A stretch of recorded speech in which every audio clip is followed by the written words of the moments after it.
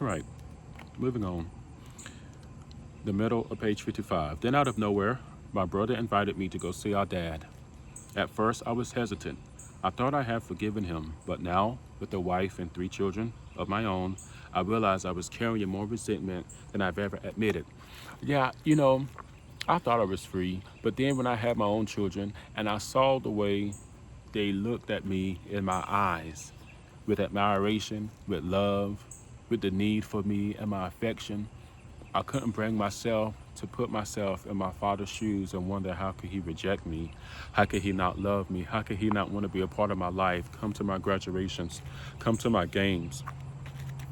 And so, unbeknownst to me, bitterness and resentment towards him began to rise in me again.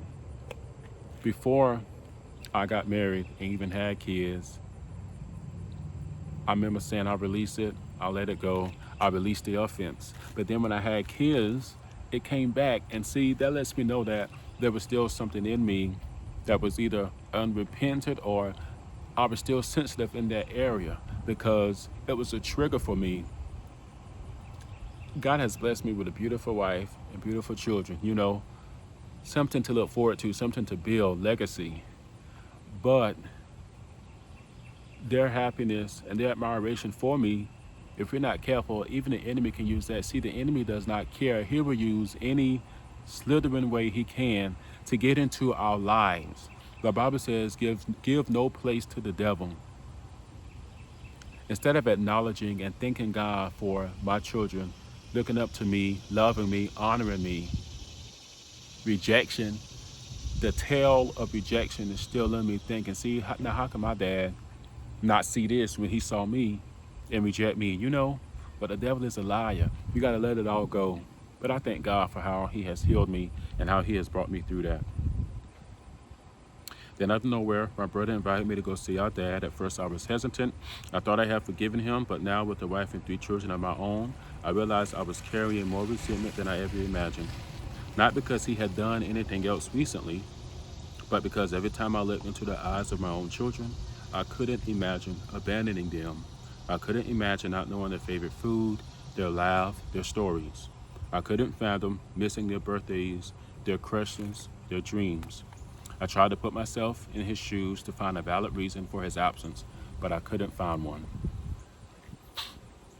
All right, let's move on. So I agreed to go, not for him, but for me, to show that despite it all, look at the man I've become. It was like that scene in Antoine Fisher where he confronts his abuser and declares, I'm still standing, I'm still strong. I think about that scene a lot in Antoine Fisher where he went back to face his abuser. Part of me wanted to go to see if my father had changed because we hadn't been in contact really, except besides maybe sending a birthday text. But another part of me wanted to go, to make the devil out of a lie and to show that, yeah, the last time you seen me, when you locked me in that room, I was a, broken, timid little boy. But look at the man I've become. Look how good God has been to me. Look how much I've grown, not only physically, but mentally, spiritually, psychologically, relationally. I have a whole family now, And so I was very nervous and feeling indifferent the whole way there. But I knew it was God prompting my heart to go. And, when you've been rejected a number of times, sometimes it can feel hard and you can feel a little prideful to have to humble yourself again because if I would not have went to see my dad, we would not have the relationship we have now. I initiated the reconnection, even though I was the child, I was the victim in this case, I was done wrong. God had healed my heart so to where I was able and I was willing to, because I didn't know what I was going to get, but I was willing to be rejected again, just for the sake of extending an olive branch of love, because the Bible says, forgive as I have forgiven you. This is my way of going to show that, I have forgiven you, even though we might not reconnect, look at the man that God has made me to be. So this is us in his house. This is my first time there. I remember seeing my dad pick up a small Yorkie in the house. Yeah, I guess this Yorkie belonged to one of my sisters who I hadn't met before. And my dad used to have a big, I don't know if it was a bulldog or what, but when I saw my dad pick up the small Yorkie, he was talking so soft to it. I was just like, who is this man?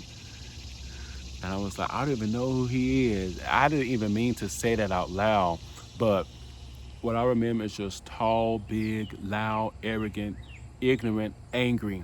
And then I come back to this man, still big, still the same posture, but soft spoken. It seemed to be more humble and more respectful. And I'm gonna be honest, when I seen him talking like that, I thought to myself, wow, he might be sick or he may have a disease. Because a lot of times when men are so arrogant and ignorant, beating on their wives, abusing their children and stuff, I've seen more often than not, their latter years, they're either crippled, they're either handicapped, they either have some sort of hindrance to where they're not as arrogant or as boastful as before. And that same wife they used to beat on, that same children used to talk down to, now I have to take care of them. And so I thought to myself, this man got to be sick, or maybe he has a disease or something. So when I heard him talking soft to that dog and sitting a dog down and being so nice and so calm and so respectful, I said to myself, wow, maybe that's why God told him to come back, because he's sick. But no, my dad wasn't sick. He was honestly a changed man. And when I said that out loud, I don't know who this is, he laughed a little bit. He was like, well, I'm not a hothead anymore. He was like, I'm more calm now. I'm more together now and everything. And I remember when he said that, I looked at my sister, my new sister, and she was looking like, I don't know about that. And that just made me bust out laughing, because I could almost agree with her. He said he ain't no hothead. Okay, we know something else. And so that moment was funny, but a learning moment for me. That kind of broke the ice and broke the tension in the room.